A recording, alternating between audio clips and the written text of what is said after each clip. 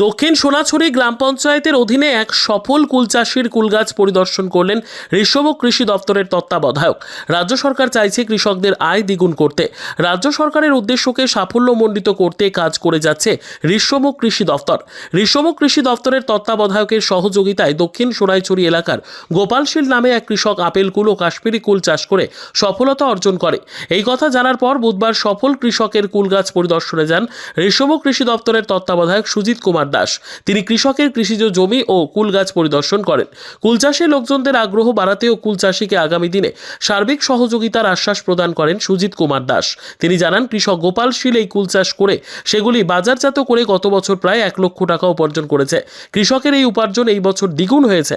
কৃষক গোপাল শীল এই বছর কুল বাজারজাত করে প্রায় 2 থেকে 2.5 লক্ষ টাকা উপার্জন করেছে বলে জানান। গোপাল শীল জানান, তিনি কৃষি দপ্তরের সহযোগিতায় 200টি কুল গাছের চারা লাগিয়েছেন। বর্তমান সময়ে তিনি কুল চাষ করে সফলতা অর্জন করেছেন। কুল চাষের পাশাপাশি তিনি অন্যান্য সবজি চাষ করে বলে জানান। কৃষি দপ্তর থেকে সহযোগিতা পেয়েও আজকের দিনে কৃষি দপ্তরের তত্ত্বাবধায়ক সুজিত কুমার দাসকে কাছে পেয়ে খুবই আনন্দিত কৃষক গোপাল শীল।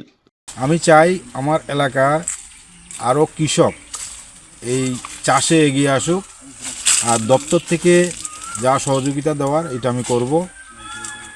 আগামী দিনে এখানে অন্যান্য ফলের বাগানও আছে, যেমন অনেকে ড্রাগন ফল চাষ করছে আমার এলাকাতে।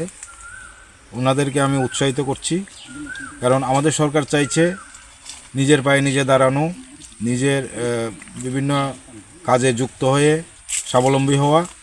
তো সেই ক্ষেত্রে সফল কৃষক হিসাবে আমার এখানে যে কৃষক এসছে, আমি জয়েন করার পর যখন খবর পেলাম এরকম একজন কৃষক আছে, আমি এসছি ওনাদের সঙ্গে আলোচনা করার জন্য। আমি দেখছি ওনাকে কিভাবে সহযোগিতা করা যায়। বাজারে চাহিদা আছে, মোটামুটি যাই আছে চলে, কিন্তু সব মানুষে কিন্তু এটা নিয়ে অগ্রসর হয় না। হয়েছে ঘটনাটা হয়েছে, এটা মার্কেটিং করানোর লাগেও গাড়ি টাড়ি নেওয়ার ব্যাপার আছে। অনেক সময় দেখা যায় দিনই বাজারের ভিতরে বইয়া থাকুন লাগে।